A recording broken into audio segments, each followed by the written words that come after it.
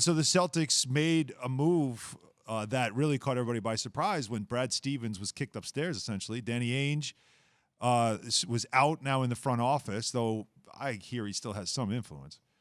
But still, Brad Stevens is the one now making the decisions. And Brad Stevens made a decision about his replacement, and that was a name. And, Jay, I know you know this name very well. It's a name that has popped up now in every head coaching opening in the last couple of years, and it's Ime Udoka. And Ime Udoka is somebody that was a good player, not great player, but Coach Greg Popovich recognizes people that he thinks will make good coaches, and he had him on his coaching staff there in San Antonio and, was a part of a championship team there as a coach. But that's a name people have known. This guy's going to be a head coach one day. Everybody said it. And he's now the Boston Celtics head coach.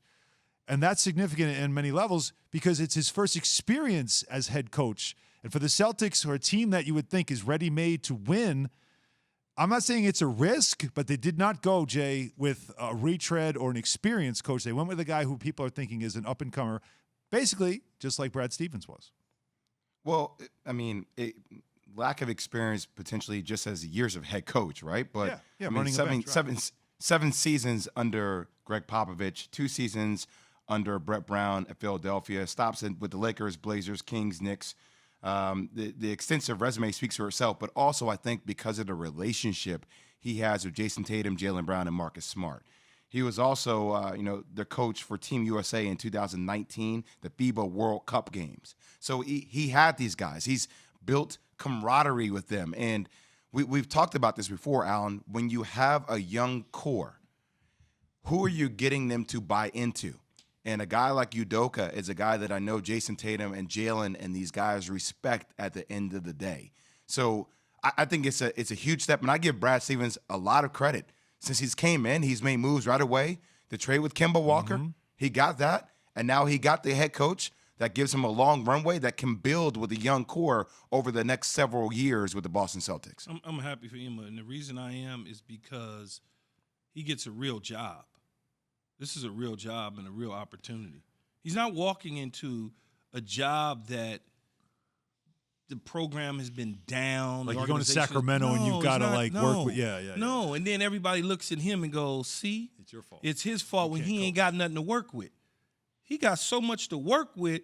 That's why this job is, like you said, it's a premium. He's not walking into a team that is just horrible, can't get out of their own way. He's got 2 legitimate merging superstar type players in this league that now he can coach up. And the fact that he's been around a winner in Greg Popovich, whatever he learned there, he could take with him to Boston. The fact that he's been around experience in L.A., Philadelphia, now with Brooklyn. I mean, it's just like it's an easy one. It's an easy layup. See, Alan, your experience only goes as far as your staff. Like, who's on your staff? If you need a head coach, I mean, look what Steve Nash has been able to do with Mike D'Antoni. Right. Bring a head coach on your staff, and that gives you all the experience you need from a head coach, positioning, game, and X's and O's. And the difference with him and Steve Nash is Steve Nash never coached. Yes. But he has.